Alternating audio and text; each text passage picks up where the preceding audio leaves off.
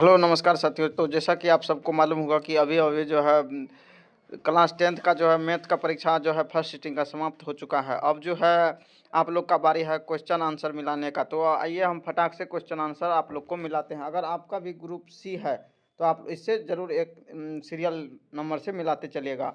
आपको हम 1 से लेकर के 100 तक जो है ज़रूर मिलाने वाले हैं। तो आप लोग वीडियो के अंत तक ज़रूर बने रहिएगा। तो अगर आपका भी सेट सी है तो आप लोग इससे ज़रूर मिलान करते चलिएगा। जैसा कि आपने अगर सुबह का पहले मेरा वीडियो देखे होंगे तो सुबह की वीडियो से इस परीक्षा में जो है लगभग जो है 40 प्लस प्रश्न जो है सेम टू सेम आया है। तो इसीलिए मैं आपको बार-बार से कह रहा था कि यह वीडियो देख कर के ही जाइएगा। तो साथियों अगर आज नहीं देखे तो कोई बात नहीं, लेकिन अब जो है कल संस्कृत का परीक्षा होने वाला है। तो आप लोग जो है संस्कृत का जो है वीडियो मेरा शाम तक आने वाला है। तो आप लोग संस्कृत का जो है ज़रूर देख करके जाइएगा, क्योंकि मैथ में जो है आपने देखा होगा और आगे भी देख लीजिए। अगर वीडियो चैनल पे पड़ा हुआ है तो वहाँ से आप लोग देख सकते हैं कि मेरा कितना क्वेश्चन आपको बोर्ड एग्जाम में देखने के लिए मिला है। तो आइए हम बिना देरी के वीडियो को स्टार्ट करते हैं। जैसा कि सबसे पहले हम आते हैं, पहला प्रश्न है आप लोग के सामने यहाँ पे। पहला प्रश्न है, यदि ए कोष्ट 0 1 फिर भी इस तरह से प्रश्न है, उसको जो है आप लोग यहाँ पे देख रहे होंगे कि इसमें कह रहा है क्षेत्रफल त्रिभुज का जो है क्षेत्रफल निकालने के लिए। तो इसका जो है अगर हम राइट आंसर की बात करें तो इसका जो है राइट आंसर हो जाएगा ऑप्शन नंबर सी, इसका 6 हो जाएगा इसका राइट आंसर। तो देखिए विश्लेषण से करने से टाइम ज़्यादा लगेगा, लेकिन आप लोग को हम केवल आंसर बताते चलते हैं। तो अगला प्रश्न है प्रश्न संख्या 2। जैसा कि देख रहे हैं आप, प्रश्न संख्या 2 है 10 डिग्री और 23 डिग्री इंटू 80 डिग्री और इंटू 67। तो इसका जो है मान करा निकालने के लिए, तो आप लोग जानते होंगे 10 थीटा बराबर होता है जो है पी बटे यानी कि लंब बटे आधार होता है। तो इस फार्मूला को आप लगा करके माइनस जो है 90 माइनस जो है जैसे 10 है तो 90 माइनस 80 कर देंगे। तो इस तरह से आप लोग इसको सॉल्व कर सकते हैं। तो आप लोग जो है इसका अगर राइट आंसर की बात करें तो इसका राइट आंसर हो जाएगा ऑप्शन नंबर बी।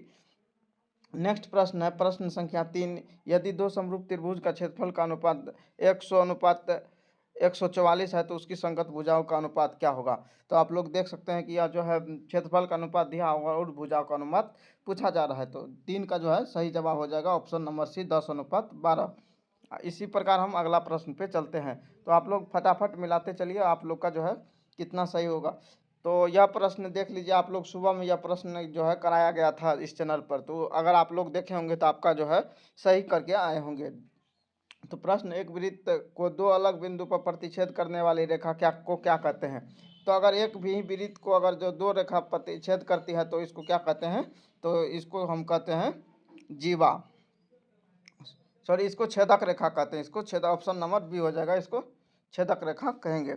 नेक्स्ट प्रश्न है प्रश्न संख्या 5 है, पर दो समरूप त्रिभुज के संगत भुजा का अनुपात यहाँ 4:9 है तो त्रिभुज के क्षेत्रफल का अनुपात है। तो देख रहे होंगे कि पहले जो है त्रिभुज का क्षेत्रफल दे दिया था, उसके भुजा का अनुपात पूछ रहा था, लेकिन अब जो है त्रिभुज का भुजा देख करके और त्रिभुज का क्षेत्रफल का अनुपात पूछा जा रहा है।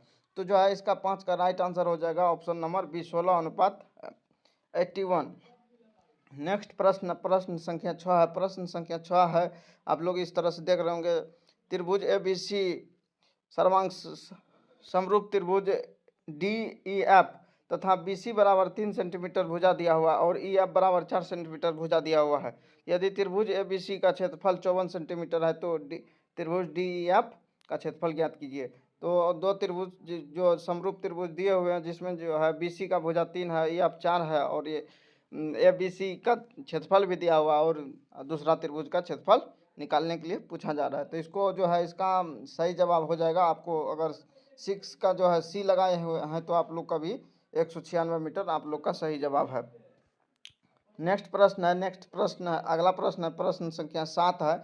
7 नंबर प्रश्न में है जो त्रिभुज ए बी सी में angle A 90 degree, B C बराबर 13 सेंटीमीटर और ए बी बराबर 12 सेंटीमीटर है तो ए सी का मान ज्ञात करने के लिए कह रहा है।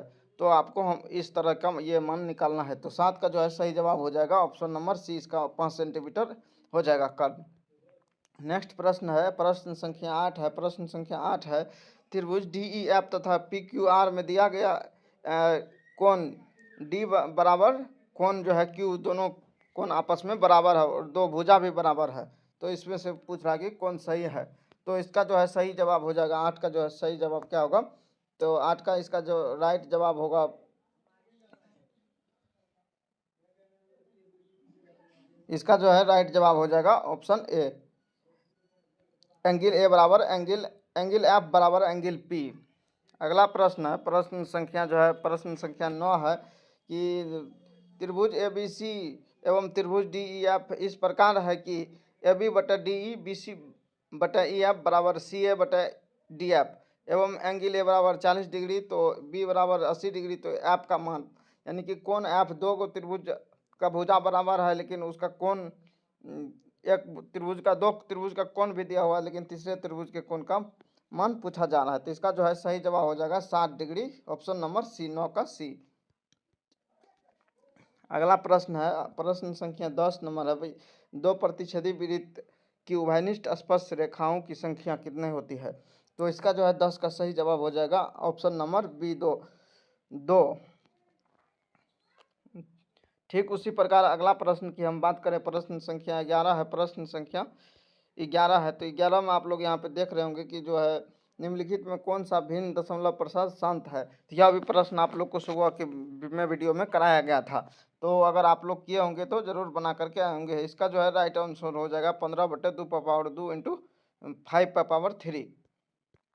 नेक्स्ट प्रश्न है, नेक्स्ट प्रश्न संख्या 12 है, 12 प्रश्न संख्या है P/2n गुना 5/m के रूप में 0.505 को लिखा जा सकता है, तो इसको किस प्रकार से लिखा जा सकता है, तो इसका जो है सही जवाब हो जाएगा ऑप्शन नंबर डी हो जाएगा 101/2 इंटू 5/2।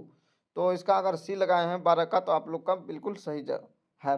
नेक्स्ट प्रश्न है, प्रश्न संख्या 13, प्रश्न संख्या 13 है, प्रश्न यदि भाग एल्गोरिथ्म ए बराबर बी क्यू प्लस आर में बी बराबर 4 क्यू बराबर 5 और आर बराबर 1 हो तो ए का मान, तो इसमें जो है आप लोग पढ़े होंगे यूक्लिड विभाजन पर में जो है, तो ए का मान जो है इसका सही जवाब हो जाएगा 21, ऑप्शन नंबर बी। नेक्स्ट प्रश्न है, नेक्स्ट प्रश्न है, प्रश्न संख्या 14 है कि बहुपद 2x² - 4x - 6 के शून्यक, यानी कि बहुपद दिया हुआ और इसके शून्यक का मान पूछा जा रहा है, तो इसका जो है सही जवाब हो जाएगा ऑप्शन नंबर सी, 1 - 3।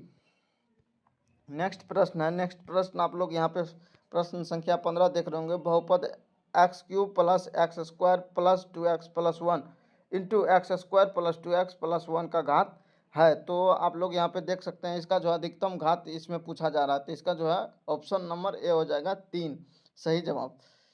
नेक्स्ट प्रश्न पे